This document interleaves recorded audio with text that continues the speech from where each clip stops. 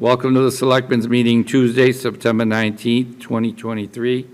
Please join the board in the pledge to the flag. I pledge allegiance to the flag of the United States of America and to the republic for which it stands, one nation, under God, indivisible, with liberty and justice for all.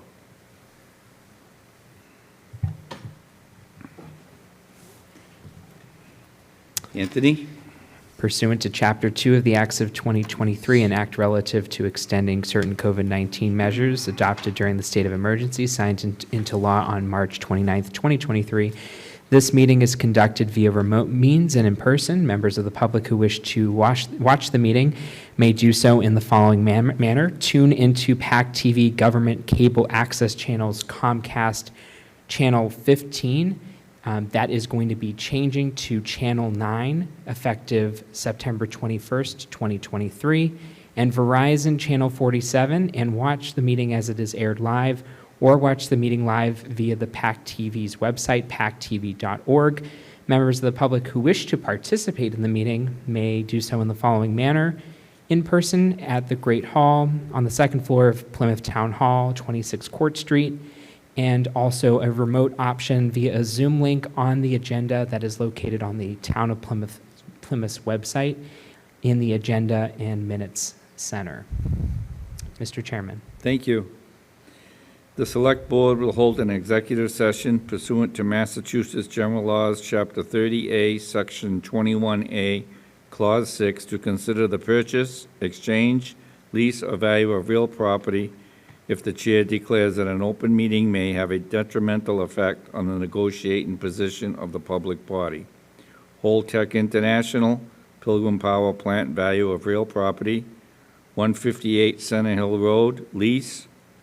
American Cruise Line stock and agreement, also a lease. The board will return back to open session at 6 p.m. Thank you.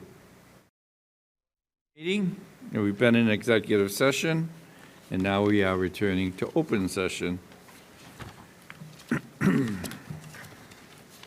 Just bear with me a moment here. There it is.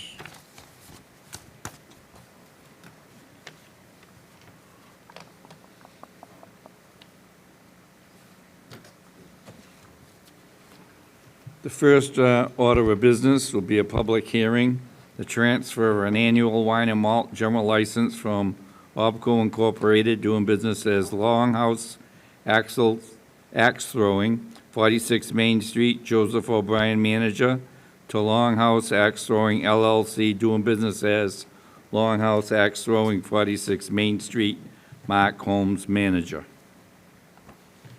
In accordance with Chapter 138 of the Massachusetts General Laws as amended, notice is hereby given that a public hearing will be held at Plymouth Town Hall, 26 Court Street on Tuesday, September 19th, 2023, at 6 p.m. to consider the application for a transfer of an annual wine and malt general on-premises license from Obco Incorporated, doing business as Longhouse Axe Throwing, 46 Main Street, Joseph O'Brien, manager, to Longhouse Axe Throwing LLC, doing business as Longhouse Axe Throwing, 46 Main Street, Mark Holmes, manager. Description of premises is as follows: approximately 3,200 square feet located on the ground floor in the rear of the building, 2 bathrooms, 1 manager's office, large open space with a front desk, bar, and axe throwing lanes exist. 2 entrances, 2 exits. Anyone wishing to be heard on this matter should plan to attend this meeting. I now declare the hearing open. And please identify yourself for the record and make sure the green light's on. Green light is on. Okay. Mark Holmes. So I'm the owner of Longhouse Axe Throwing LLC. I do have the operation and safety plan here, as well as a layout of the space if you guys have any questions. And I am TIP certified as of September this year. Okay. Mr. Yeah, Blatzer? I just have a question. Mark, is anything going to change with the operation? You just change the managers? Correct. Okay. Yep. So And it's so- a kind of a copy and paste between Joe and myself in the training process as I'm taking over the acquisition of the business. So how's business? What's How that? is your business? How is the business? Is it good? It's good, yeah. Yeah, because it's such a new thing to Plymouth. I was. Yeah, no, it's, I think there's a lot of opportunity with it. Yeah. It's pretty new, like you Yeah, mentioned, no, but it's- yeah, it was, there's a ton of potential. You know, at first I was like, I just didn't see it, but people love it. You know, I hear people talking about it all the time, so. Yeah, Joe's done a great job getting it off the ground, so I'm excited to take it good. over to the next step, yeah. Well, good luck to you, so, okay? Appreciate it. Thanks. Thank you. Any other questions from board members? Comments? Are you going to open up? Anyone here wishing to speak in favor of this application, of this transfer?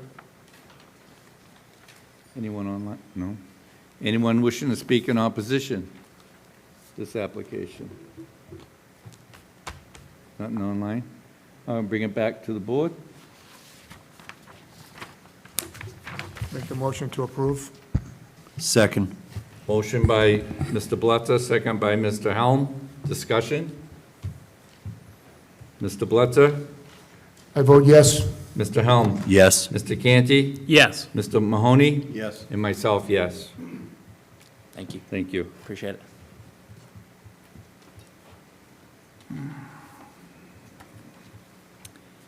Second one is another public hearing, alteration of premises from Village Sports Club LLC, 30 Golf Drive. Timothy Hager, manager, holder of an annual alcohol general on-premise license. In accordance with Chapter 138 of the Massachusetts General Laws as amended, notice is hereby given that a public hearing will be held at the Plymouth Town Hall, 26 Court Street, Plymouth, Massachusetts, on Tuesday, September 19th, 2023, at 6:03 PM to consider the application for an alteration of premises from Village Sports Club LLC, 30 Golf Drive, Tim Hager, manager, holder of an annual all-alcohol general on-premises license. Description of the premises will be as follows: 4,300 square foot building, which consists of 3 indoor tennis courts, indoor swimming pool, second floor, locker rooms, training rooms, and exercise areas, sports bar in the center lobby between swimming pool and tennis court, entrance adjacent to the sports bar, exit on the northwest side of the building, and exit in the pool area. Applicant seeks to add 6,000 square feet of outdoor space consisting of tennis courts.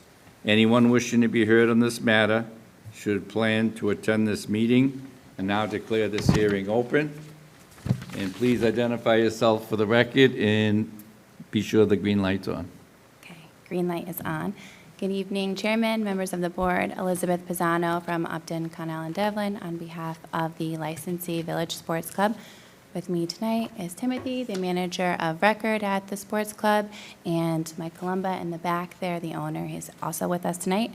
This application is to expand the licensed premise to add an additional 6,000 square feet of outdoor space for the tennis courts. It's all enclosed from a fence, and it'll be contiguous to the indoor area. And we're happy to answer any questions that you may have. Any questions from the board? Anyone wishing to speak in favor of this application in the audience or online? Anyone wishing to speak in opposition? Nothing online? Okay. Wish of the board? I'll make the motion to approve. Second. Motion by Mr. Blitzer, second by Mr. Helm. Discussion? Seeing none. Mr. Blitzer? I vote yes. Mr. Helm? Yes. Mr. Canty? Yes. Mr. Mahoney? Yes. And myself, yes. Thank you. Have a good Welcome. night. Good luck, folks. Thank you.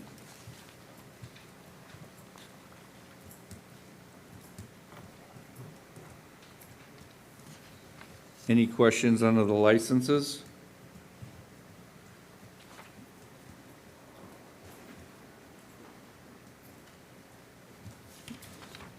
If not, take a motion to move them. I'll make a motion that we approve the 4 listed licenses as a group. Second. Motion by Mr. Canty, second by Mr. Helm. Discussion? Seeing none. Mr. Blitzer? Yes. Mr. Helm? Yes. Mr. Canty? Yes. Mr. Mahoney? Yes. And myself, yes.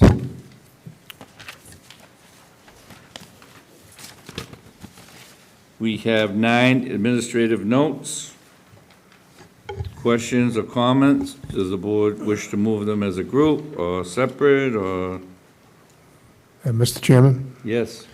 I just, under number 2, the family, the McCarthy family is here, but they didn't want to come up and speak, but I just want to acknowledge the family that they are here, and I approve of what they're trying to do, so. Okay, and that is, for the Yeah, they're people go- watching? They're dedicating the bench to their son Jimmy McCarthy, who everybody in town knows him. I know this board knows him, and Jimmy, everybody got a package, but the letters of recommendation for this were just unbelievable. Police, fire, a lot of business owners, and on the bench, it's going to say something, the plaque will say about Jimmy's smile, and I gave Dot the package, so I don't have it in front of me, but just come sit and enjoy. Do you have it? Just come sit and share a smile. This bench is dedicated to loving memory of Jimmy McCarthy. And one will smile and need to help others will never be forgotten. Thank you, and we need more people like Jimmy in Plymouth, and unfortunately, Jimmy died too young. It's his 4th anniversary, October 1st, and at 10 o'clock, we're going to honor him and his family down at Shirley Square, where the office was for so many years. And it's going to be taking place right outside of Sea Plymouth. Lee Filson from the Tourist Sea Plymouth, that's the Tourist Bureau. She loves the idea, and it's going to be a bench where the tourists can sit down when they come out of Sea Plymouth and take a rest and just enjoy the bench. So anyway, I just want to acknowledge him this publicly, and I hope a lot of people that out there that hear this will get down there that day to honor Jimmy's legacy. So anyway, thank you. Any other questions or comments on the administrative notes? I'm just going to chime in with Mr. Blitzer. I knew Jimmy, I knew Karen, and I know the whole family, and it's a wonderful family and wonderful people, and it's well-deserved. Motion to approve the 9 administrative notes. I'll make a motion. Second. Motion by Mr. Canty, second by Mr. Helm. Oh, right? What was it? Yeah, Mr. Helm. Okay. Discussion or comments? Mr. Blitzer? I vote yes. Mr. Helm? Yes. Mr. Canty? Yes. Mr. Mahoney? Yes. And myself, yes. Next item up, American Rescue Plan Act funding request, water sewer study.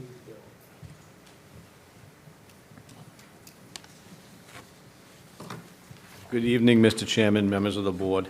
We're requesting this amount of ARPA funds to be utilized to fund Raptelis, our consultant, to perform the water and sewer rate study, if so approved. I'm happy to answer any questions you might have. Any questions or comments from the board? John? Then Harry? Bill, I know you're new to the community and you're diving right in. So this is this the study that was recommended by the Water Conservation Committee with respect to a potential significant change in how we, Yes, you they're know. going to look at different rates in terms of trying to promote conservation. seasonality? and- Seasonality, exactly. So we anticipate the study to be completed sometime around December into early January and come back with you, to you with a draft report as well. Has anybody shared with you yet the 3 major findings of the Water Conservation Committee?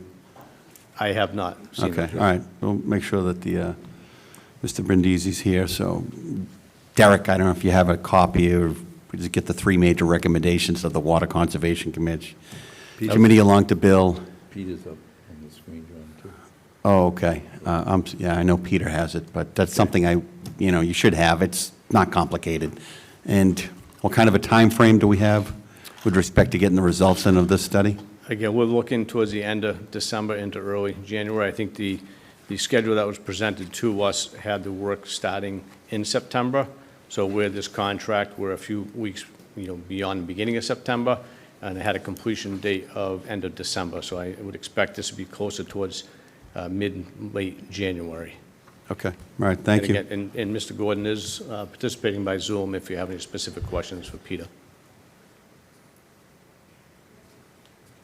I'm not sure exactly who this would be, for you, Peter, or for you, but on page 3 of the Raftellus Water and Sewer Rate Study Price Proposal from August 17th, it says that the price will be $65,005, and Yes. you're asking for $78,000?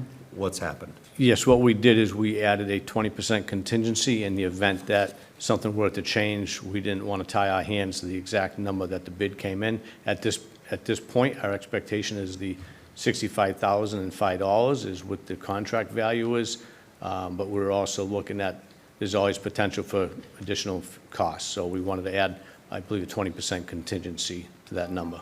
But so that is a contingency. That is not just a free-floating amount to spend on anything else that comes along? Correct. That is just a contingency. In the event they come back to us with additional work that may be required, we did want to provide for a contingency. But at this point, the contract value is $65,005. So when will this be completed? I can't remember. Again, the schedule Yeah, it's- indicated the end of December is when they had a completion date. Okay, But so that the end also of December of this year? This year, yes, I'm Okay. sorry. Okay. But that they provided a flow chart which showed the work initiating beginning of September. So assuming it gets approved tonight and we're able to execute a contract, hopefully within a week and get them started, I would anticipate that the work would probably be completed towards mid-late January. Thank Sure. you. Certainly, we'll try to push it done quicker, but we want to make sure it's done thoroughly. Mr. Chairman, sorry to interrupt. We have Peter Gordon has his hand raised, just Oh, I as a heads up. didn't even notice, I'm sorry. Peter? Good evening, everyone. Plymouth DPW Water Division Superintendent. I did just want to add that, yes, part of this rate study was inspired by Eric Cody's presentation to the Board of Selectmen and his recommendations. The other portion of this that we're hoping to get out is a 5-year rate study in terms of where we need to be now and where we need to be in 5 years in order to maintain the status of the enterprise fund as it is intended. There is as Bill has stated, there is a deadline by the end of December to complete this study. I spoke with the Raftellus folks today, and the only hang-up there would be the exchange of information. As quick as we can get them the information, the quicker they'll be able to complete the study for us. So the most important component here is the public outreach component. We were hoping to send out something in the February billing cycle with the bills to announce to the customers any updates regarding the seasonal rate that we hope to institute next year. And if we can get this approved tonight, we will be on track for that. Any other questions? Yeah. Charlie? And Bill, just for the record, the 20% contingency, that's standard operating procedure, right? Typically, we would build that into most contracts, just so that we don't have to come back to get additional approvals. But again, our goal would be not to use it, but it's Exactly. If you available. don't need it, you don't spend it. Exactly. Simple. Thank you. Thank you. Mr. Canty? Bill, there's a exceptions language on page 28 of the proposal where they're looking to have some contractual liability language stricken.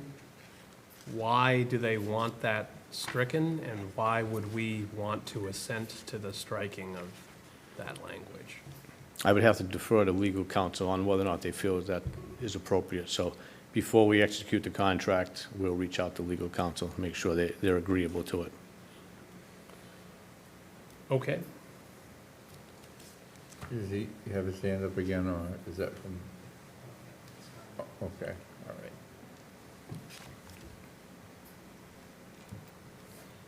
So you need a vote on this to move the funds? Yes, But you're please. also going to check on Mr. Canty's concern before moving forward, Absolutely. correct? Before we execute the contract, we'll make sure legal counsel is on board. Okay. Have a motion? You good with that? Yes. All right. I'll make a motion that we approve the funding request for the water sewer rate study. Second. Motion by Mr. Canty, second by Mr. Mahoney. Discussion? Mr. Blitzer? I vote yes. Mr. Helm? Yes. Mr. Canty? Yes. Mr. Mahoney? Yes. And myself, yes. Thank you very much. Thank you. Thank you, gentlemen. Thank you, Peter. Mr. Gordon. 2023 Fall Town Meeting Warrant Article Review. Article 17. This article is related to the ongoing discussions with Holtec regarding a payment in lieu of taxes. At this time, I'm happy to report that Holtec has accepted all of our terms regarding the payment in lieu of taxes. So in summary, this has to do with an 8-year agreement and approximately $16 million over that 8-year agreement. As the board knows, we are still discussing right of first offer. So we'll come back to the board at a future date regarding any finalization on that language. Mr. Canty?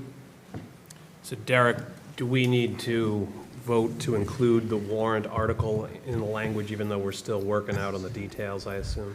Yeah, so the article itself just references the Right. the pilot itself. So, yeah, I would recommend that the board vote to proceed with that article, and we'll work out the details on the right of first offer. But I would say that at this point, the pilot agreement has been complete. We just have to wait for that last item for the right of first offer. And if for some reason we didn't work out an agreement, we could always seek no motion, no action on Article Right. 17 if need be. I would recommend to withdraw that, yes. Thank you. Any other questions or comments? Pleasure of the board. I'll move approval on this article. I'll second. Motion by Mr. Mahoney, second by Mr. Helm. Discussion? Mr. Blitzer? I vote yes. Mr. Helm? Yes. Mr. Canty? Yes. Mr. Mahoney? Yes. And myself, yes. Article 24, amend zoning bylaws, ground-mounted solar photovoltaic systems, citizens petition.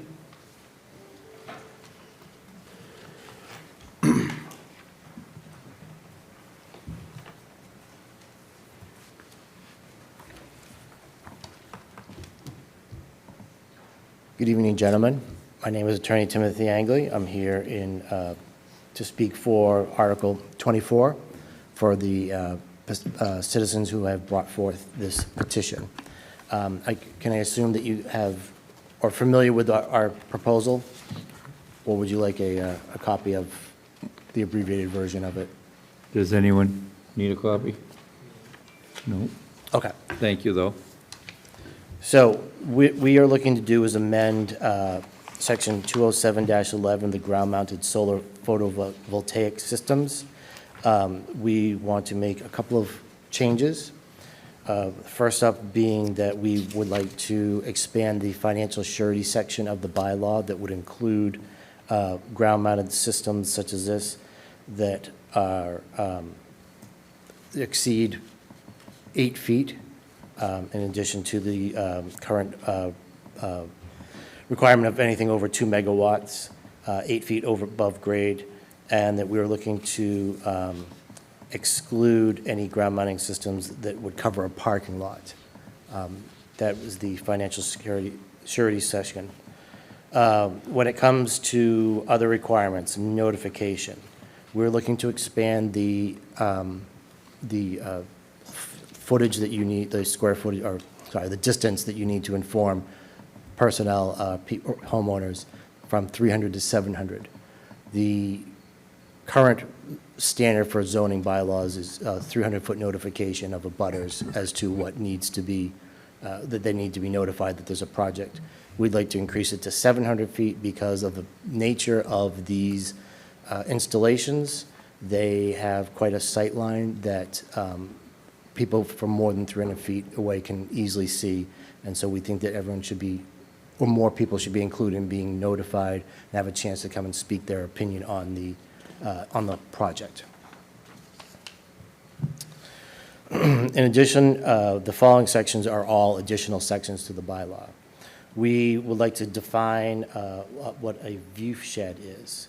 A view shed is basically anybody who's within that 700 feet or so, if their site or their view is going to be explicitly impacted with an installation and that's going to be there. So we want to note it that it's going to be changing the community scenic character and property values as may be determined by the building commissioner if the project is going to be able to be seen from their property, that we want to try and protect their views. The view shed shall be defined as a geographical area that is visible from a location. It includes all surrounding points that are in line of sight in that location and excludes points that are beyond the horizon or largely obstructed by terrain or other features such as buildings, multiple trees, etc. So the intent here being that if you're within the 700 feet of the proposed installation, but you're behind a hill, you're not going to be affected. Your view isn't going to be affected. If there's a building in front of you, if there's a big stand of trees, only worried about people who are really, really affected here. And then where the changes would come is that an applicant shall present a complete plan, which includes screening as defined by section 201-3 of the bylaw, and which accomplishes the goal of adequately and sufficiently reducing the impact of the installation, regardless of the height of the installation, for the above-mentioned residents. The plan shall include but not be limited to the use of berms, fencing, and/or vegetation. So the intent here is that anybody who's going to propose one of these installations has got to come with a plan that takes the views into account and is going to show this is what we can do to try and screen this resident or that resident from their view of these large solar panels being elevated up in the air, impacting them. Further, the planning board shall make a recommendation for screening which accomplishes the goal of adequately and sufficiently reducing the visual impact of the installation, regardless of the height of the installation from residents. The plan should include but not be limited to the use of berms, fencing, and vegetation. So here, the intent is that the planning board, after having the site plan review, shall make a recommendation to the building inspector that we think that this plan adequately does it, or we don't feel that it does adequately do it, so that there should be some changes, or you should have the applicant beef up the installation. And finally, the planning board may waive the provision if the applicant obtains the notarized written permission of every one of the abutter property landowners meeting the 700-foot view shed criteria. So if no one in the area cares about it, sign off, no problem, we walk away. So that's essentially our proposed changes to the bylaw. I'm happy to take any questions. Any questions or comments from the board? Mr. Canty? Yep, okay. Thank you, Attorney Angley. So reading over your petitioned article, I have a few questions. So I noticed, first and foremost, that stood out to me was the increase from 300 feet to 700 feet for the notice to abutters. What was that increase based on, increasing from 300 to 700 specifically? So that increase was based on the fact that a number of the possible installations that this would cover are going to be on cranberry bogs or open areas where there's a much longer sight line than 300 feet. And so we just wanted to make sure that residents who are back a ways from any proposal like this would be able to get a chance to at least get notice that there's something proposed, rather than all of a sudden them waking up one day and there being a installation that's 500 feet away, but it's in their site and they didn't know anything about it, that it was coming. Okay, so the current bylaw, May I add something? Mark Okay. Pacheco, 513 Consulting. I just want to add that Mr. Farah. Can you please speak into the microphone? Thank you. We met with planning with Mr. Farah. That was one of the numbers that we came about. I think we spent about an hour and a half with planning, and they were very appreciative of it. And 700 is one of the numbers that came out of it. And again, as Tim mentioned, there's really no difference between 400 and 300 feet if you're looking at 5 acres of metal. So that's where it comes from. But again, we want to make sure you understand we did due diligence with planning and meeting with the staff. Mr. Farah, what did planning, if you could come to the microphone, what did planning staff think of the increase from 300 to 700 feet?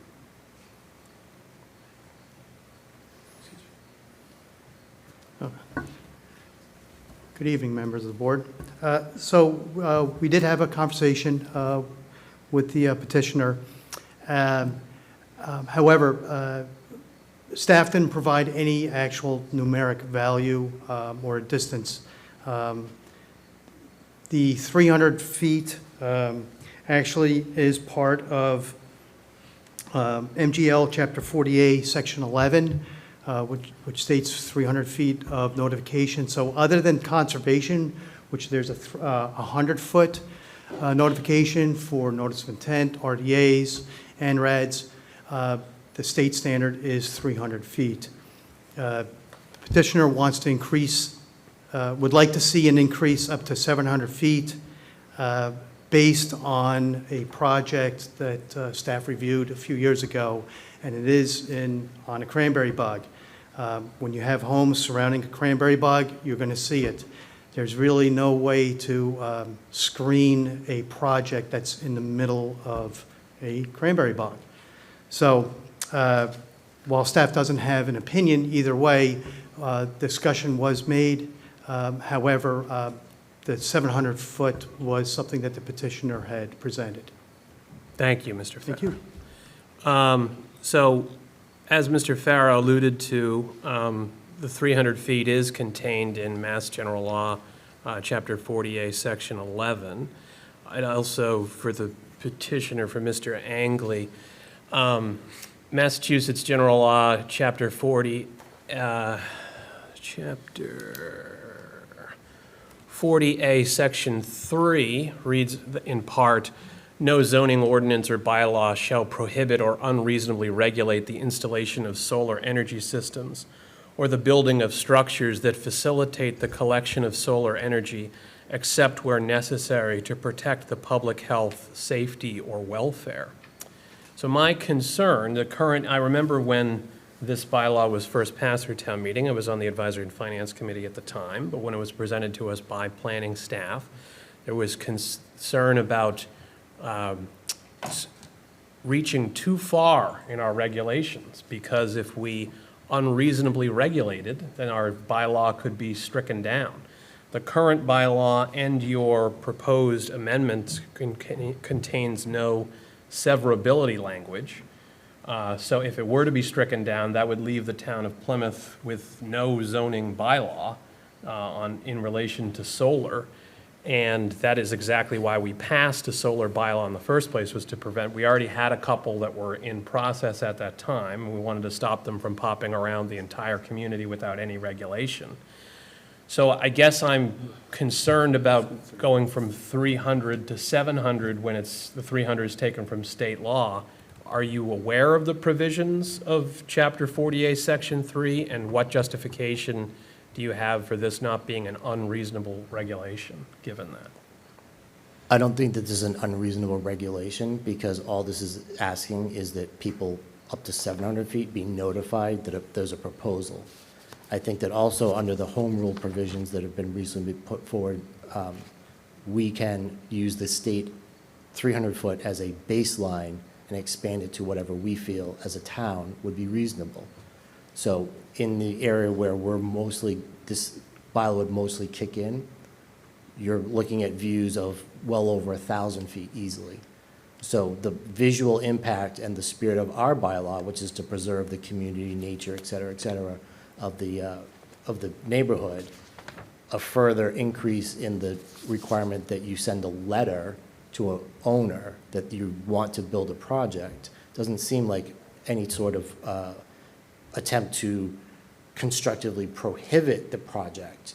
It's simply letting people know, hey, there's going to be this thing that's going to be built out in your backyard. And because you happen to be 305 feet away, you don't get notice and you have to find out on your own that this is going to be done. The town doesn't let everybody know that projects are being proposed and whatnot. It's upon the citizens that have to go and check the board agendas and the filings and everything like that. So this seemed like a reasonable increase in the distance that people need to be notified. And again, it's simply notice. It's not saying you're prohibited if it's this distance or whatever. It's just letting people know, hey, this is a proposal. Did you have an opportunity to go before the town's energy committee about your proposal? We did. And what feedback did the energy committee give you? The energy committee felt that that our original proposal was repetitive and somewhat unnecessary. So we took that feedback in and we eliminated some of the provisions that we had originally drafted up, and we changed some of the language to try and address some of those concerns. One of the basic issues that we ended up discussing afterwards, after the meeting, was that if we had adopted all of the changes that the Energy Committee had wanted, essentially there'd be no reason to bring this warrant item forward to begin with. Mr. Malaguti, I see you are in the audience. You are on the Energy Committee. Would you care to take the microphone and respond to?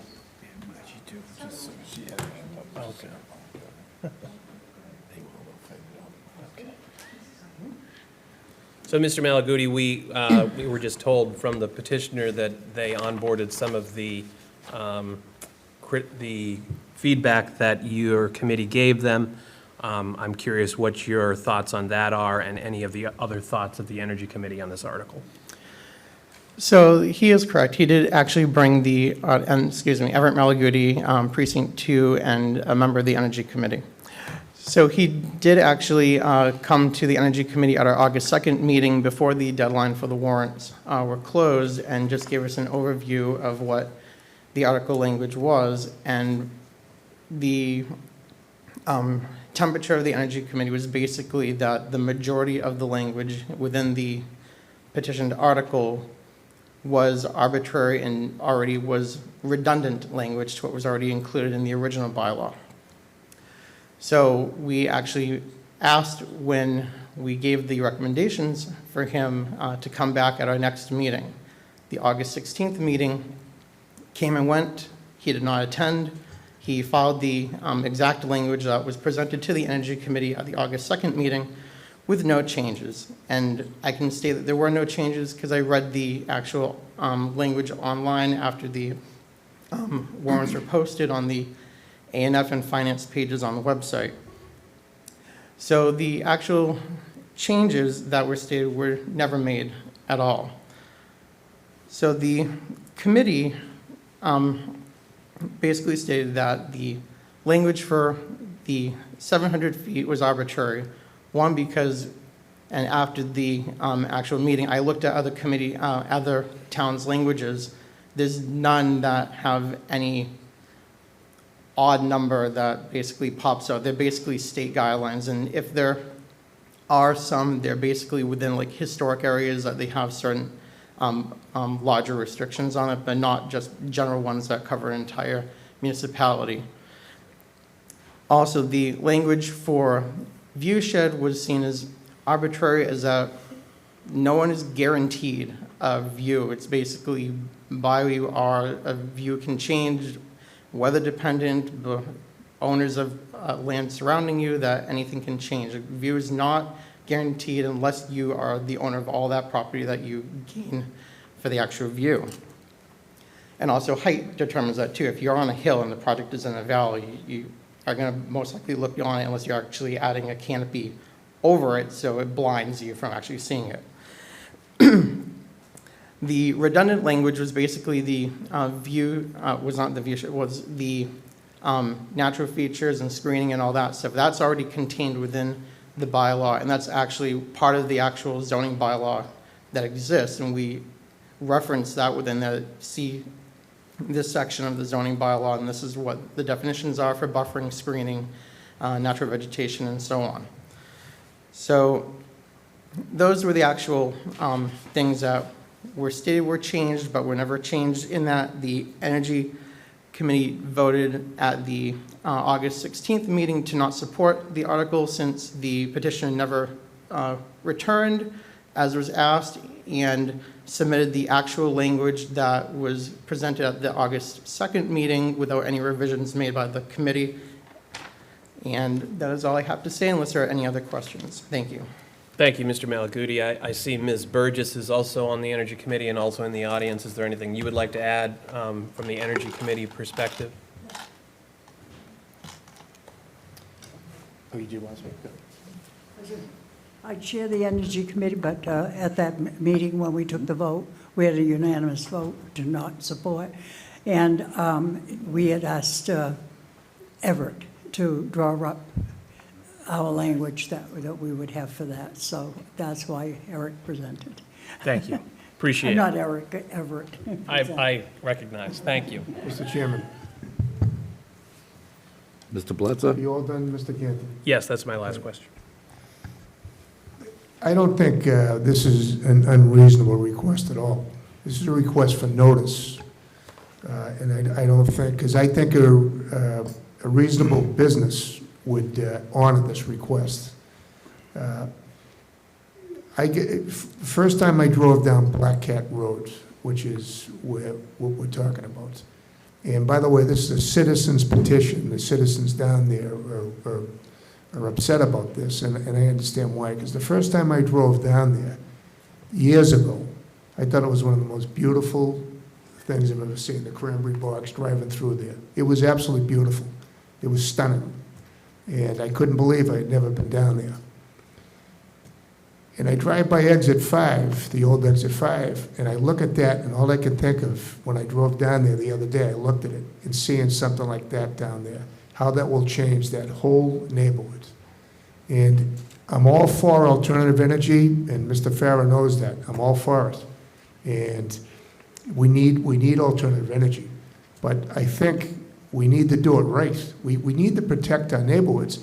The same way we're trying to protect our downtown, our waterfront, with height restrictions and buildings, okay? We want to preserve that too. This is the same thing. This is all brand new. This solar energy and these farms, it's all brand new. But we got to keep, our neighborhoods in mind. They're citizens too. And this is a very reasonable request by these citizens. And I think we should try and honor this. I have a question too. The folks that are putting these farms in, for lack of a better word, what happens down the road when these aren't profitable anymore, they're not, and who takes them down? Do they just sit there forever? Is that what's going to happen? Because that's a problem I can see. And I tell you right now, I'll be like the Indian with the tear in his eye, looking at something like that. If that's what I see 20 years from now, sitting empty with those ugly panels there. So, to request to have some kind of screening for the neighbors, I don't think it's unreasonable at all. We really have to take a look at this. I'm going to support this. This to me is a no-brainer. They're not saying they're against solar. You're not saying that at all. Nope. You just want to. It's got to be done right. So, like I said, I support this. I support this article. I hope my board votes for this, and I hope town meeting approves it. I really do. Thank you. Thank you, Mr. Blitzer. To address Mr. Malaguti's comments, we are happy to provide the original draft that I took to the Energy Committee that will show that what we have submitted to you is actually different. And I would also like to comment that asking us to come back to the committee after the town meeting warrant had already closed sort of defeated the purpose of bringing it forward for the fall. So With respect, I understand your concerns, and we tried to address them, but we can agree to disagree, but I'm happy to provide the original text to you if you so choose. Thank you. Mr. Helm? Thank you. A question. In Section G, view shed affected, on several occasions, 1, 2, 3, 4, 5, you have the word shall in capital letters. Why did you feel the need to specify shall? Is there, for instance, is there something in the current bylaw that does not require any of this? We felt that the current bylaw doesn't use the word shall, so it sort of leaves it ambiguous as to what you should or shouldn't do. So by us putting in that you shall send a recommendation that the project either has adequate screening or it doesn't, add some more teeth to the bylaw to be able to allow the planning board and the building commissioner to be able to determine what is and what isn't in compliance with what the existing bylaw already is. So we were simply looking to beef up what is already in existence. Sure, and I certainly understand the difference between may versus shall. Somebody got it. You mentioned this ambiguity. Do you have any examples of where this ambiguity has caused basically the current bylaw to effectively not matter? The ambiguity came with the project that was approved by the town that inspired this warrant to come forward. And so in that case, the current bylaw says that installation shall be adequately screened. But in the opinion of the local citizens who brought this forward, the project as approved does not provide adequate screening. So that's why we wanted to make it that it's not a choice as to which parts of the bylaw are enforced, but it says clearly, you shall do this. And if it becomes a situation where a project can't be screened and it's going to be a visual blight, maybe we shouldn't put that project there. So is there anything in your suggested changes, additions to the bylaw that would prevent somebody from putting in a solar array? No. Thank you. Mr. Mahoney? Mr. Chairman, I was hoping to get Patrick Farah back up to the microphone, please.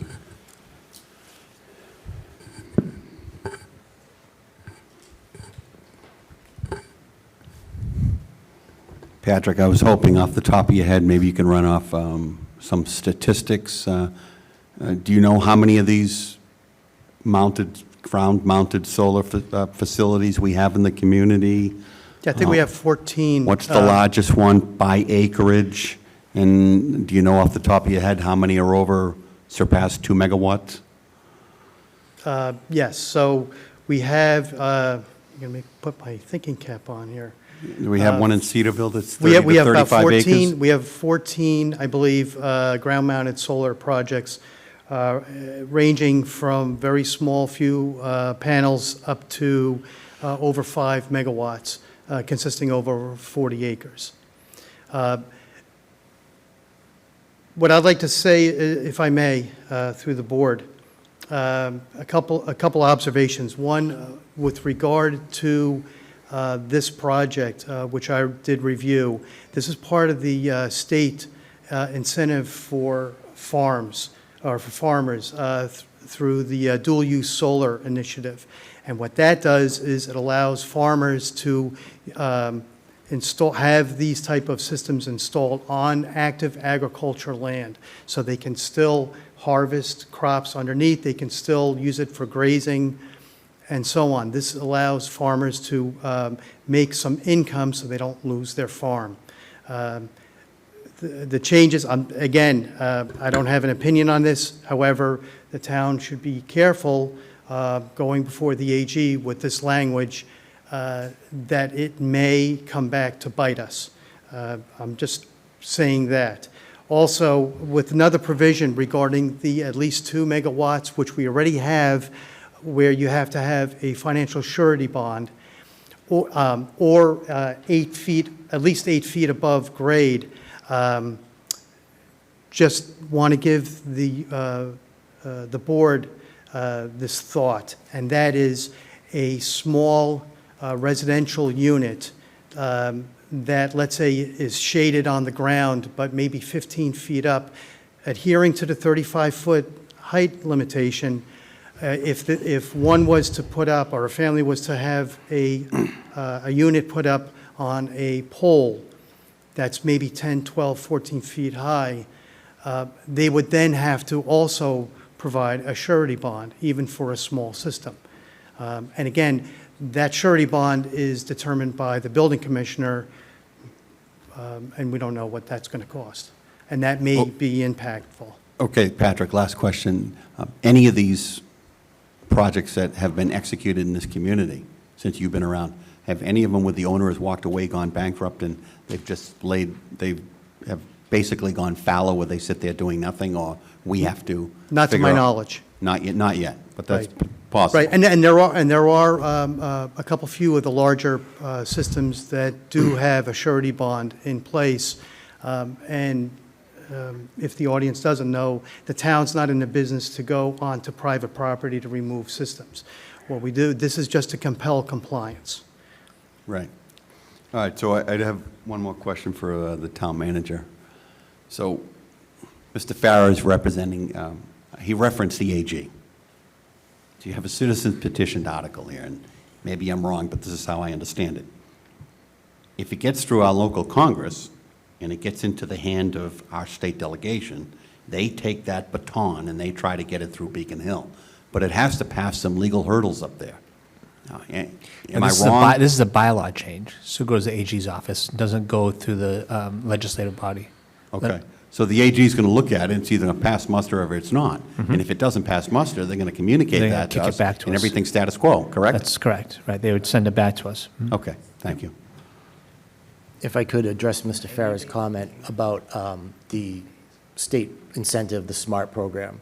Absolutely agree that the program was intended that cranberry growers could take up to 5 acres of their active bogs and put these tall panels on that would allow them to continue farming underneath the panels. That's the theory, at least. However, in the particular project that we're talking about, it is not a farmer. It is owned by a Florida company, energy company. So I don't know who's going to be farming these bogs, but it's the whole project itself is not being done by a local grower to make extra income. So my last question, Mr. Chairman, would be, I don't know if, are any of the citizens that were initiated this petition, are they here and do they want to participate tonight? I'm here, but I don't need to participate in my council. Okay, thank you. Mr. Butler? Wait a minute. So it's a Florida company, not even a local company. Correct. So it's a Florida company that's coming up here for the sole purpose of installing these panels. And at some point, they're going to be obsolete. They're going to not making money for them or whatever. And we don't have any guarantee that they're not just going to walk away and leave those panels in that neighborhood. And I don't want to see that happen. So we need to put something in place, okay, some kind of, with the screen and what you're proposing, okay, and I think it's a reasonable request, okay, to protect this neighborhood. Okay, we have 106 square miles here. This is not going to be the last neighborhood they're going to go into. And I'm going to tell you, I'll say it one more time, anybody that hasn't been down that neighborhood, it's absolutely one of the most gorgeous drives to drive through there. And as far as the 700 feet, it's because you can see a long distance. You see the box from a long way. You know, it's not like 100 feet, 200 feet, 300 feet of a view. It goes a long way. And I went down there, I drove down there, I looked at it, and that's my reason for voting in favor of this reasonable request by the citizens in that neighborhood. So I'm all for this, I hope it passes, and I hope everybody, you know, town meeting, drive down there. Take a look at the neighborhood. and just envision what could be there, and what could be there not even 20 years from now, not even producing. So we got to think ahead, okay? Because unfortunately in this town, we don't think ahead sometimes, and we're trying to correct that. We have a new town manager and a whole new department heads, and we're trying to correct a lot of the ways that we've done business in this town. So I hope this board respects the citizens' petition, and I hope it gets to town meeting, and town meeting does the same thing. Thank you. This is for Attorney Angley. In regards to Mr. Canty's concern about severability, because if this goes to town meeting, which I do think they should be the ones making this determination on this.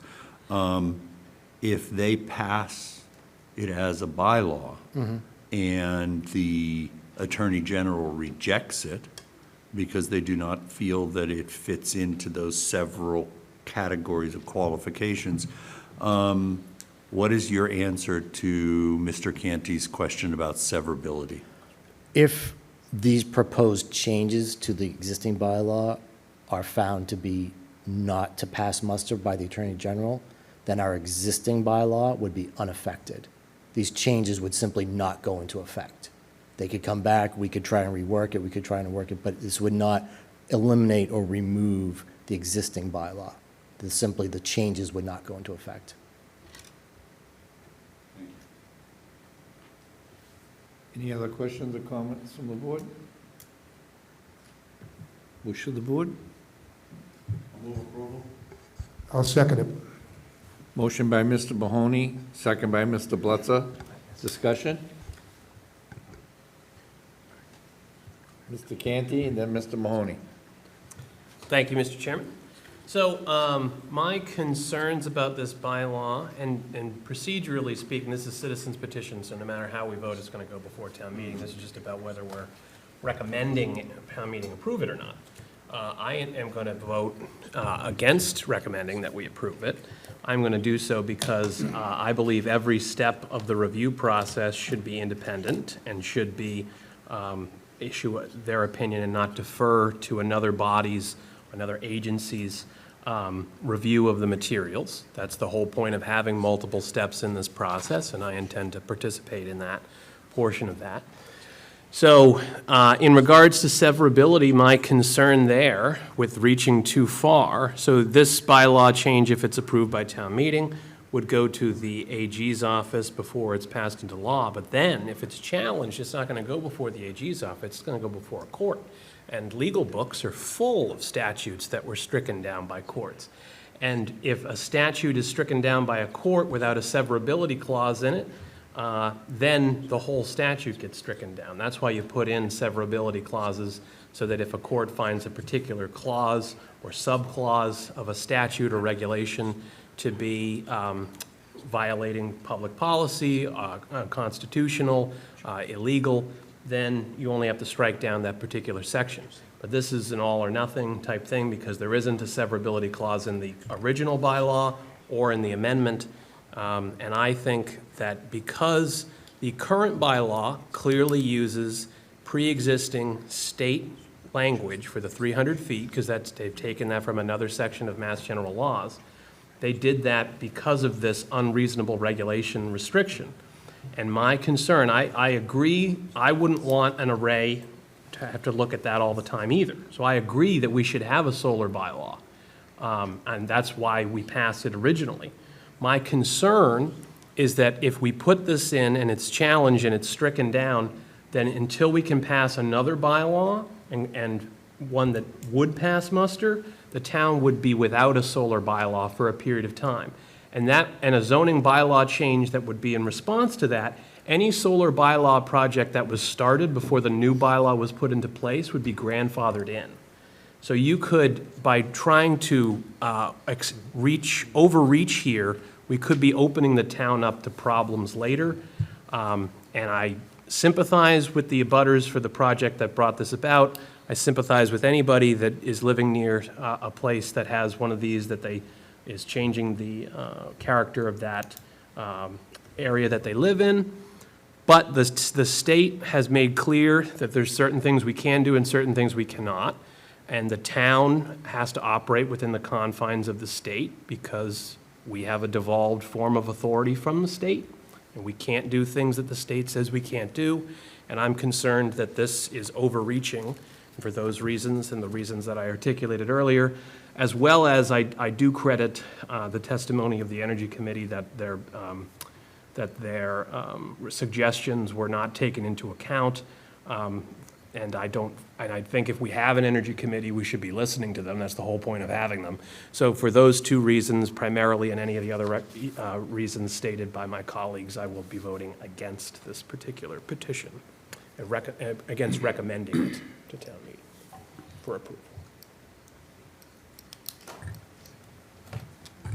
So I'll be supporting the article, and like Mr. Canty said, it is a citizens petitioned article, so we are at advisory role tonight, and it is moving on to our local legislative body. So we need a diversified portfolio with respect to energy. I get it. A decade or so ago, former Governor Deval Patrick came down, I think, at the end of his term, was announcing some grants down on the wharf, and I believe his Secretary of Environment and Energy Affairs, or whatever that department is, I think the guy's name was Rick Sullivan at the time, and my comment to him was, you can't incentivize people to cut down trees. It's contradictory, okay? Well, I understand that this one is a cranberry bog. But having said that, you've seen what happened with wind turbines. You can go down on the Bourne-Plymouth line and look at what the cranberry bog owner did down there with 4 or 5 large structures on a 400 to 500 acre cranberry bog. How much land he owned was significant, but I think going up 450 feet. I've had to go out to Saquesh for site visits, not just for lighthouses, but to look at industrial applications, because the residents out there had issues at low tide, seeing, large, the cages, whatever they use to harvest shellfish, oysters. And obviously we have a zoning board of appeals that tells people how far they have to be off a property line with respect to building an addition or a porch, because heaven forbid I have a decent view of the ocean and I would never want to have that blocked. But I'm looking at this. I'm hoping the Attorney General does their job, and that is to look at this objectively, to go from 300 to 700 feet with respect to just a notification. So that number might be arbitrary, but these sight lines on a cranberry bog, they go on for well over 1,000 feet in some neighborhoods. I have no problem in an open and transparent society telling people that not only live within 300 feet, but 700, 1,000, or 1,500 feet, that this might happen in your neighborhood, and it's going to affect you. And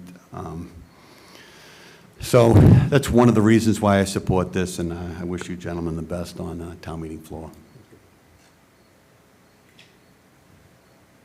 Mr. Helm? I am concerned about severability. And I would hope that perhaps an amendment can be made on town meeting floor to include a severability clause in it. I'm concerned about two things. The petitioners felt the need to include the word shall several times. That indicates to me that our current bylaw is not quite doing the job, okay? Because they've felt the need, and I've seen the one down on that this comes from, but I've also seen other ones, and I've also seen them in other towns. And I do find it very significant that they felt the need to use the word shall. I also understand that when you get out into these cranberry bogs, 700 feet is not that far of a distance. So the second thing that concerns me is quality of life here in Plymouth, quality of life for our residents. There is nothing about quality of life when there are solar arrays surrounding your property and they have not been adequately screened, or you have a view of them. Yes, there are no such things as rights of view. A homeowner who buys a piece of property does not have a right of a view of the ocean, not in Plymouth. And, you know, so I do understand that. But a reasonable expectation of quality of life for all residents as we deal with the growth of Plymouth and the expansion of Plymouth and, you know, what is happening in Plymouth. One of the very important things, I think, that you don't have to go far to find out how current residents feel about what's happening in our town. And it's all about quality of life. The buildings, the traffic, everything like that. It is quality of life. Yes, solar arrays are not about building buildings. They're not about a 25-foot restriction at the harbor area. They're not about the traffic caused by the Oasis and about Long Pond in general, but they are about quality of life.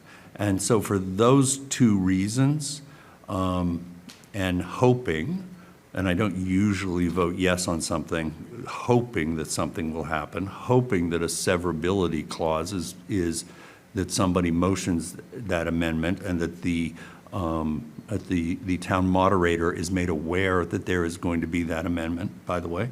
The felt need for shall and the quality of life in Plymouth, I'm going to vote yes for this. Any other comments from the board?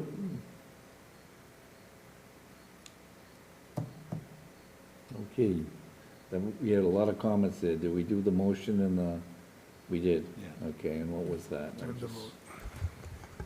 motion to recommend town meeting approve Article 24 was made. and By seconded.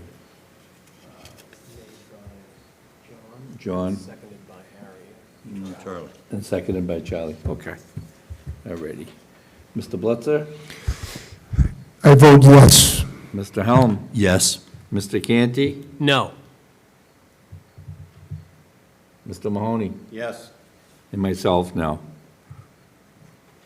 Thank you. Thank you. Thank you. Anyone wishing to speak under public comment? 2 weeks in a row? Oh, did I go over it? I will. Okay. Excuse me. No. If you have a comment, come to the... Okay, just hold on 1 second, please. I skipped over the fall town meeting warrant. 1 Have a second. seat. Almost. Do I have a motion? For what? for the- I'll make a motion that we execute the fall 2023 town meeting warrant. Second. Second by Mr. Helm. Discussion? Mr. Blitzer? I vote yes. Mr. Helm? Yes. Mr. Canty? Yes. And Mr. Mahoney? Yes. And myself, yes. Thank you. Now I'll open it up to public comment. I apologize for that. Please state your name, make, Yeah, my name's Dave Murphy. can I finish? My Please, question was Okay. if they were getting anything out of this. I mean, they're going to look at it. Is there any benefit for them, other than looking at a field? I mean, you made good comments. In 25 years, they're not going to come back and take it down. They don't have to deal with that. They're not from around here. To me, it's causing more harm to the city than not. But that's all I have to say, really. No problem. Thank you. Anyone else wishing to speak on the public comment? Do we have? We have two folks that are here via Zoom. We have Okay. Catherine Harrelson. One moment.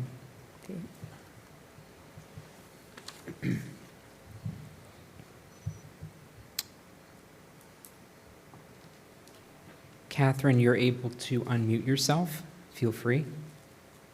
Okay, thank you. Hi, everyone. I have a question in regard to the administrative notes that were voted on this evening.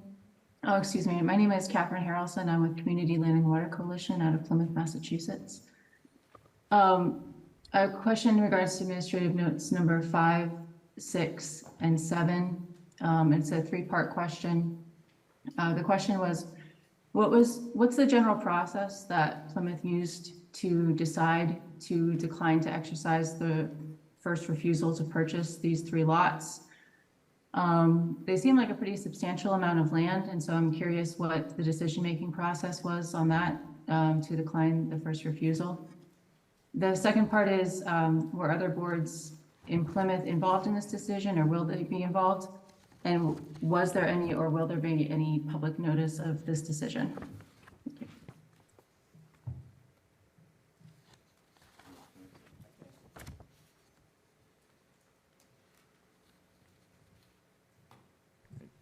So to answer that resident's question, the town often gets notified of land that's being pulled out of Chapter 61. And so the town has a period of time where what we typically do is we circulate it amongst various boards and committees and various departments that are interested in the town pursuing acquisition of this land that's coming out of Chapter 61. If we make a determination, both through the board, committee, and department process, that there's no interest in acquiring the land, then we place it as an administrative note and recommend that we decline our first right of refusal. We have another person on Zoom, Maureen Renaud, and I'm going to promoters, panelists. Maureen, you can unmute yourself at this time.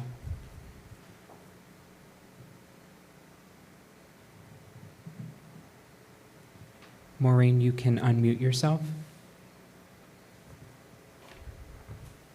Okay, there you go. Can you hear me? Yes, we can.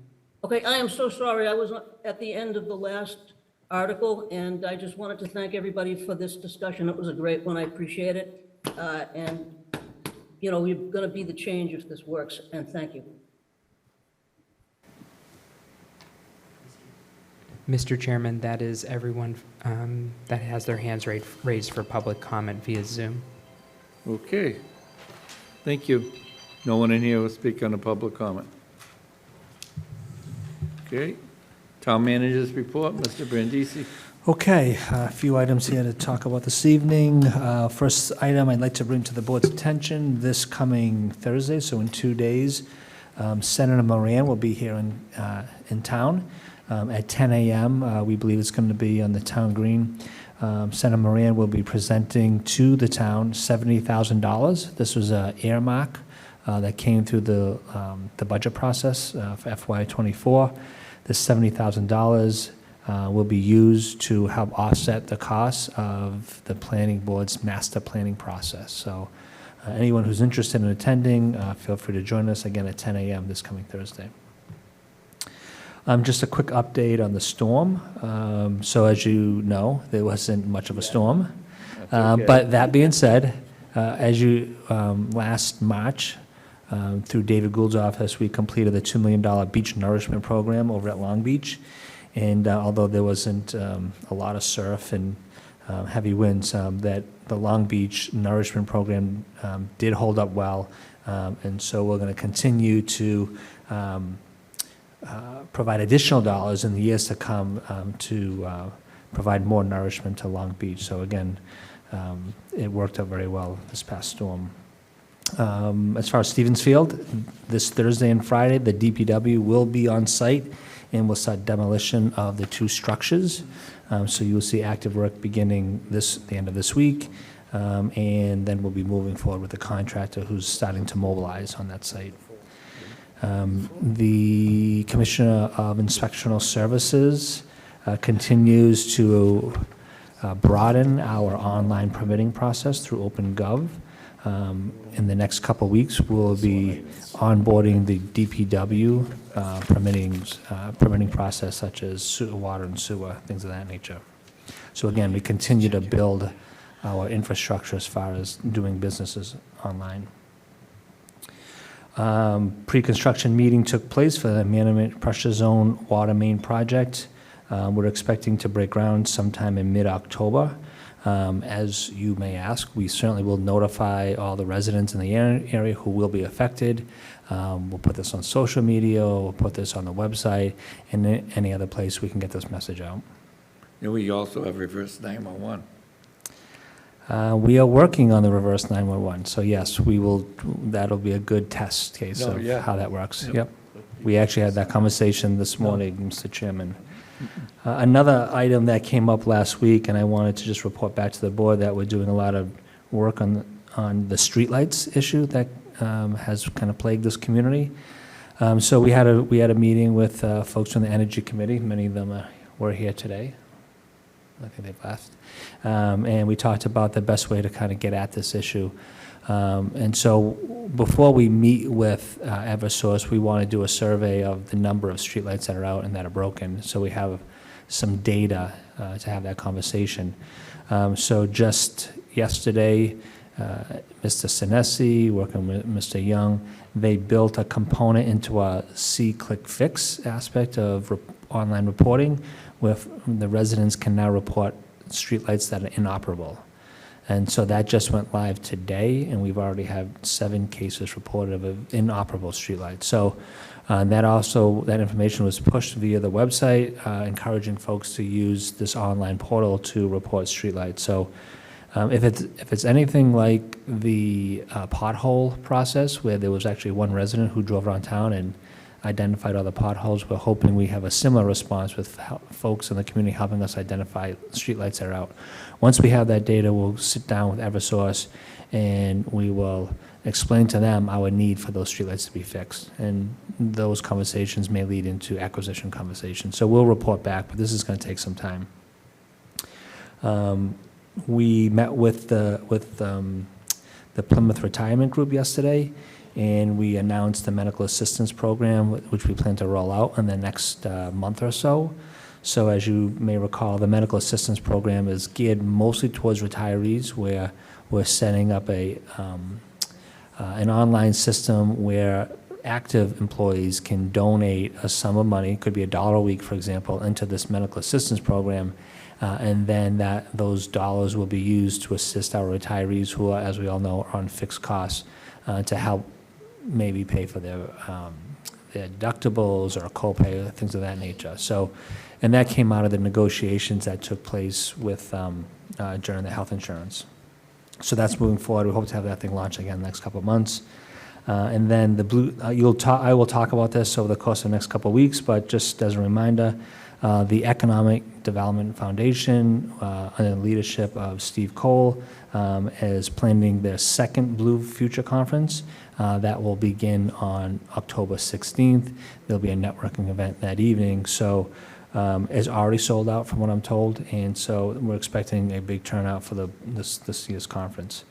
And then last, as I end, I want to recognize this gentleman across the room from me, Mr. Anthony Sinesi, who is, this is probably going to be his last meeting for the town of Plymouth, and I just wanted to recognize Anthony publicly for, although a short time, about 18 months with the town, everything he's done, he has raised the bar for that position, and I think it's going to be a very difficult position to fill, given everything that Anthony has done.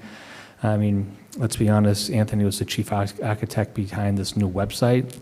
He spent countless days to pull this thing all together. I'd probably say weeks to pull this thing together, and we appreciate everything that he's done. So we wish him well going back to Central Mass in the Regional Planning Committee. But Anthony, thank you for everything that you've done in your short time here. And as I've said to you in the past, I look forward to working with you as a future town manager someday. Thank you.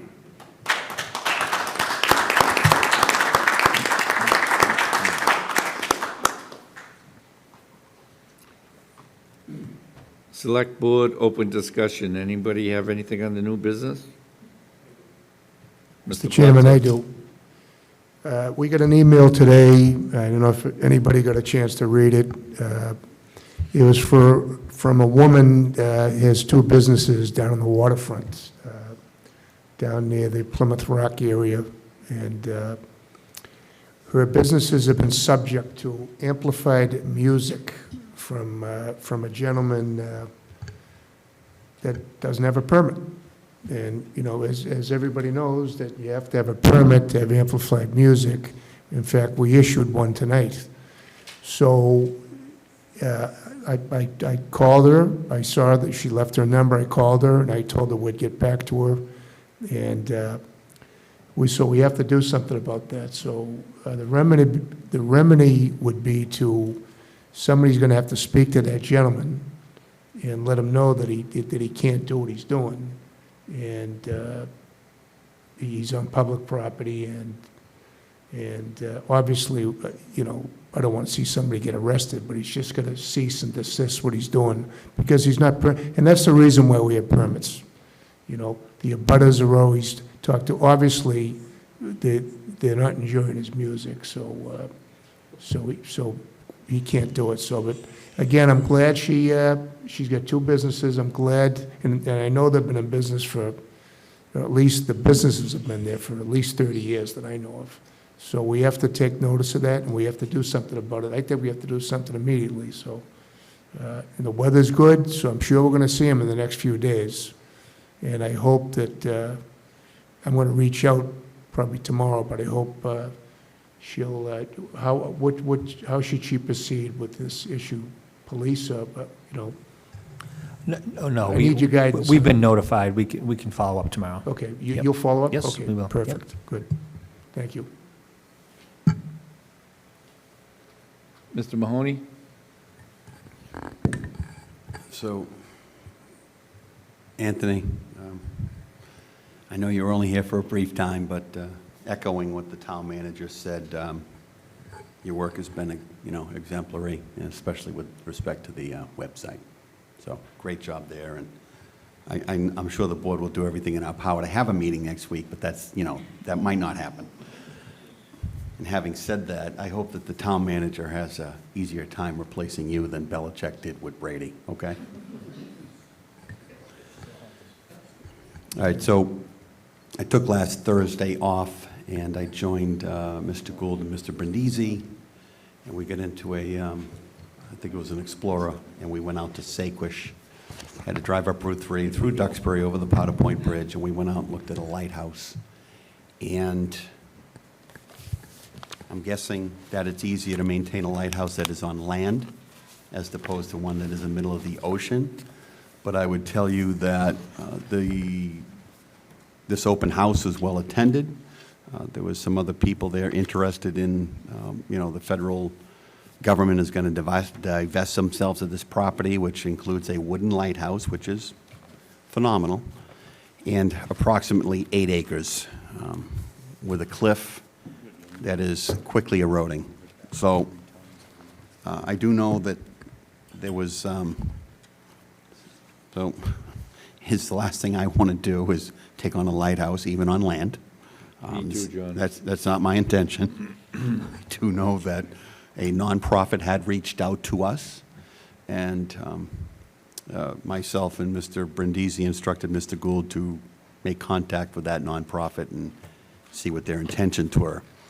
There is a nonprofit out there, I don't know if it's the Friends of Bug Light. They occupy the property. They are currently the tenant, and multiple members of that group made it pretty clear to the delegation that they don't intend to partner up with anyone in the application process. So they're going to go it alone. I think they believe that they have the the upper hand because they're already there. And we'll see how that goes. But I believe that there is now a 90-day window for people to put in their applications. Okay. So one of the discussions we had, I don't know if it was on the way out or the way back, was Chapter 61. So we just had an individual call. What was the name? Do you recall that? Yeah, from Land and Water Coalition. Christine Harrelson? Okay, so hopefully Catherine is listening. So I know about a decade ago, we changed the process. It is pretty robust. Whenever there is a Chapter 61 that comes in, immediately there is an email chain created. All the departments get that, and they're told that, the community is now on the clock. There is a bona fide offer. We basically have 120 days, and everyone is asked, are you interested in this land? Okay? So the 3 that we just waived are all tied into the Red Brook development, 80 Makepeace, down there in the southwestern corner. And we had a discussion with Mr. Gould in the vehicle on these 3 Chapter 61 notices. They have been properly vetted, and they are all part of that larger whole vision that they have done, where I believe they have 1,175 permits, and they're about a quarter of the way through, but this is all done. Obviously, from the beginning, this is all part of the process, and I've seen this happen before with the Pine Hills. Occasionally, they'll have parcels that they have to take out of Chapter 61 to facilitate infrastructure or something like that. So this one was looked at, and that's why we passed on it. Anyone else? Mr. Blitz. I just want to respond to the lighthouse. So, just for the record, so everybody knows that I am not going to be a part of using any taxpayer money to buy land in a building that Plymouth residents cannot access unless you have a home on Saquosh or you know somebody on Saquosh. We cannot access that property. It's private. So my feeling on that is I hope somebody else does buy it and they take good care of it, because our taxpayer money should be used for things that our taxpayers can use. So that's my feeling. So I'll never be for using taxpayer money to buy something like that. Thank you. Thank you. Anything else? Letters? Old business?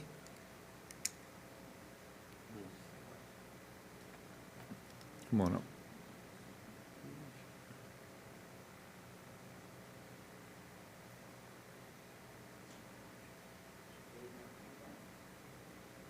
Can you please put your microphone on?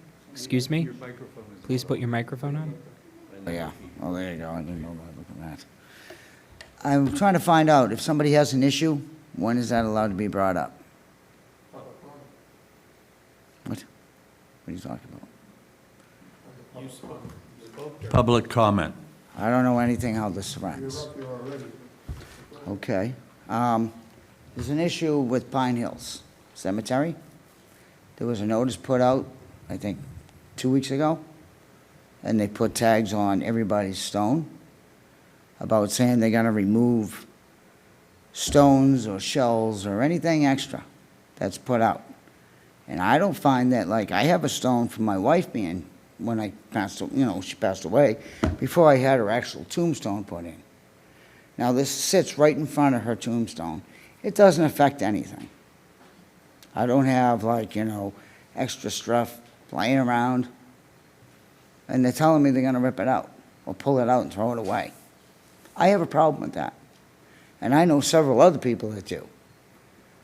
I mean, most of the people that at that cemetery take care of that stuff. I know I went there and I took care of a whole section for the first year. I mowed it, watered it, took care of everybody's stuff. They're telling me that OSHA's going to come in here and telling you that you're going to throw it all away. Now, I don't see how that's possible. I mean, you're telling us we got 2 weeks and OSHA's shutting everything down all of a sudden? I'm trying to understand that. Yet, they put all these tags up, and that stuff blew all over the cemetery. That looked like crap, personally. And I know that there's women, they got their children and stuff like that. There's certain memories that people put there. They're not laying out, 4 feet off the stone or where they're buried.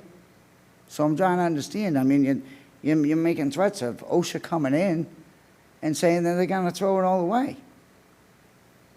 I don't think that that's right.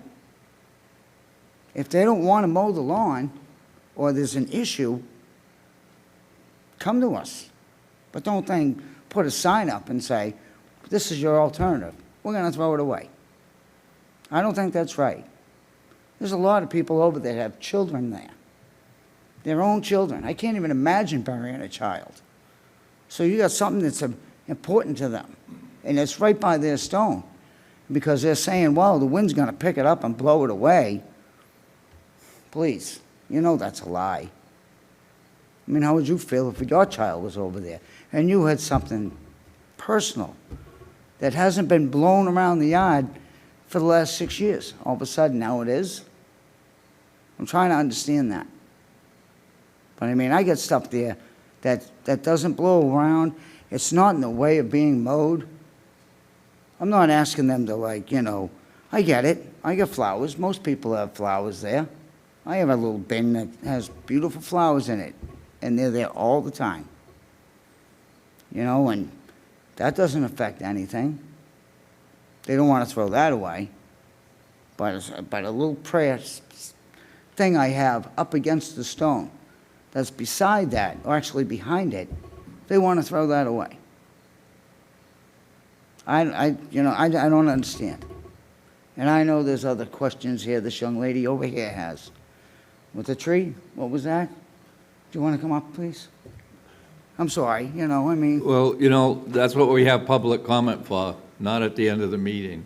But I'll let this one more person talk. I appreciate it. You're welcome.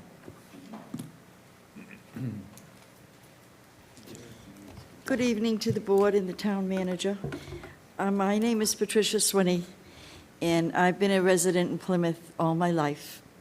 And I have an investment in this particular article because I have 4 people buried in Vine Hill. My father, my son, my daughter, and just recently, my husband. I do not think that the way this was presented was acceptable. There are people that live out of town, that live out of state, and they have no idea that this is going on. And OSHA is not involved in this. There was a telephone call made to OSHA, and it's not involved.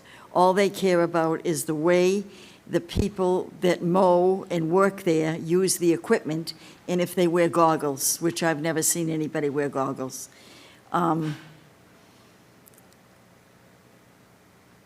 As far as taking things down, maybe if there was some communication with the board or whomever it may concern, things can be adjusted. As far as shepherd's hooks, I've never heard of anybody getting hurt with them or maimed. The kids that mow over there, they pull them out of the ground and they throw them off on the side. And as far as stones, I know nothing about the Jewish religion, but in the minutes of the meeting for July 25th, 2023, it was stated that that would be respected. However, any of those stones that are on the ground would be put in a bucket at the entrance of the cemetery. I think that's about the most disrespectful thing that anybody could do. People have to realize that they're buried their loved ones over there. As far as my lots are concerned, my son-in-law mows and weed whacks, and I know there's many people that do the same thing. And we don't want to be unreasonable. But those things that are on a grave, I would think, and in my case, represent the individual that we have laid to rest there. And I have a tree that is planted 12 years ago when my daughter died, that the money was collected from the nurses and doctors of the Jordan Hospital that she worked with. She was a nurse there. And I planted a cherry tree there. And I got permission from the town manager at the time, which was Lee Peck, and also the superintendent that was Mr. Bubbins, to plant that tree. And it's stated on this ticket that has left with on all the graves that those things were going to be removed. All trees, all shrubs, everything. That's just not right. It is just not right.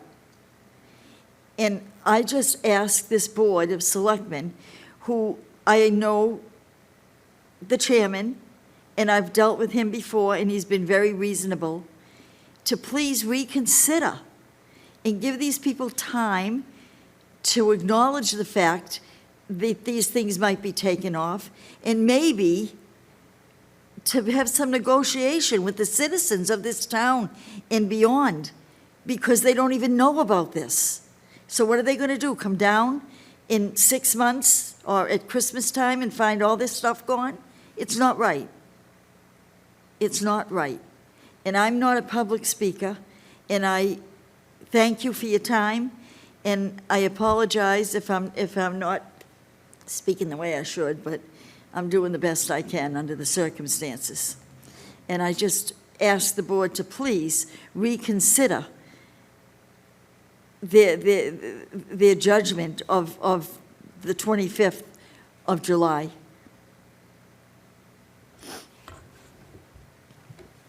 Thank you. I do have the vice chairman of the cemetery committee here, and I also have the acting superintendent of the cemetery here. Could you just, Diane, could you just touch on how the OSHA thing came, because there seems to be, get the information correct. Diane McGuire, Acting Superintendent of Cemetery and Crematory. Michelle Newell is going to speak on the OSHA regulation. Several of the misconceptions that have come out from this whole thing are we have not asked anyone to remove trees, and on the notification that was put on the graves, it said no new trees. Trees and bushes are not being removed.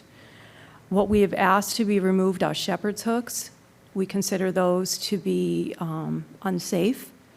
We are asking to remove loose stones that can be caught in the lawnmowers. We had an employee that was injured in July when he was mowing, and a stone shot back at him and injured him, and he was bleeding in the face. And we've asked that glass items and shells be removed as well. As far as the notification, we have done 1,000 graves have been marked with the tag saying that everything mentioned needed to be removed by October 1st. As far as sending out a mailing, that's impossible. Most of the grave owners are deceased, so we can't possibly do that. It also has been posted on the town webpage. So my plan is on October 1st, things that are not removed to be removed and to be labeled, and we will keep them for quite some time, perhaps until the snow flies, and then we will try to reach out to those families. Some families are difficult to reach.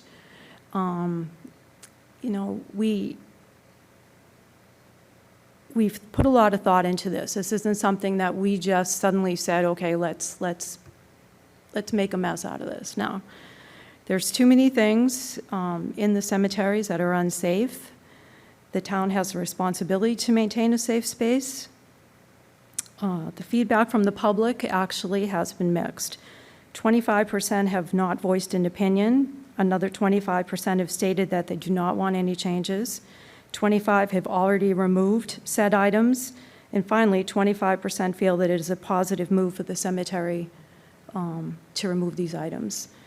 So, we are not asking people to remove bushes or existing trees or American flags or vigil lights that can now be moved to the top of the graves. I'm going to reach out to the rabbi to speak with her about how we will handle the Jewish section. Right now, the stones are on top of the graves. Clearly, if they fall off the graves, they would be able to be run over and become projectiles again. So I think that we have cemetery regulations that are still not as strict as, and I've done a lot of research in my 19 years there. And ours are, I have, for the flip side of this, I have people come in and say to me, it looks like a carnival out there. There are too many things. There are overgrown bushes. There's stuff, and I apologize that the forms were blowing around. We had the windstorm, And I myself and my staff went out and collected the ones that we could. So, you know, I don't know how else we could reach out to people other than to post it and to post them on their graves. I don't know another way. So, you know, my own family is buried in this cemetery as well, and we've had a very difficult 2 weeks since we put these up. We've been spoken to very harshly. I myself have been threatened. I've been sworn at in my office, and this behavior can't be tolerated. I mean, my own family is buried there as well, and I'm not trying to make people's lives difficult. I respect loss, but, you know, these were for safety reasons, so we all have to, in my opinion, we need to get on board with this. These things need to be removed, and Michelle will talk a little bit more about those. Thank you. Good evening. My name is Michelle Newell. I am the Safety Compliance Officer for the DPW. So in 2018, Governor Baker signed into law the Workplace Safety and Health Protection for Public Workers. So prior to 2018, we didn't have to oblige with OSHA regulations. And under the Code of Regulation 45425, the purpose is to provide a public sector employees safe and healthful work environment free from any recognized hazards. So if there are any hazards that are known across the country can hurt our employees, it is our job to get rid of these hazards. I have multiple cases across the country, from projectiles to shepherd hook impalements that could possibly happen to our employees. So it's our job to get rid of these hazards. And if not, we can become liable through the DLS, who make sure we comply with OSHA regulations. Thank you. Any other comments from the board? Okay, we heard what you said, and you heard the reasoning that went into it. And not that it makes it any better, but I was with family this week, and Duxbury is already has enforced the same thing. And I was in Tennessee, I don't know, a couple months ago, to go visit my dad's lot and my brother's, and the same thing is being enforced in Tennessee. So it's really, for the reasons that they both mentioned, is the reason that we're doing it. And really, when the governor signs it into law, I think, you know, things change. But I am glad to hear that your cherry tree will stay. And anybody that has trees there and shrubs, that can all stay, correct? That is correct. Okay. I'm sorry, I should ask you to come up. The only time we have problems with trees or bushes that become overgrown is when we have to do particularly a full burial. Sometimes when we're digging, they simply don't survive. But I know the tree that Mrs. Swinney is speaking about, and it will not be removed. There was no plan to remove it. Well, you are here, Diane. I did have a phone call from another resident today asking if it's just the town-owned cemeteries, or do you know the answer to that? I do, yes, it is just for the town-owned cemeteries. It does not affect St. Joseph's or this one on South Meadow, Plymouth County. Okay, thank you. Sure. I want to thank you all for coming this evening. A motion to adjourn? I'll make a motion that we adjourn for the evening, having concluded our business. Second? Second by Mr. Mahoney. Mr. Mahoney? Yes. Mr. Canty? Yes. Mr. Helm? Yes. Mr. Bledsoe? Yes. And myself, yes. Have a nice week. We'll see you, I think, in 2, but we might try to squeeze one in for Anthony. Thank you.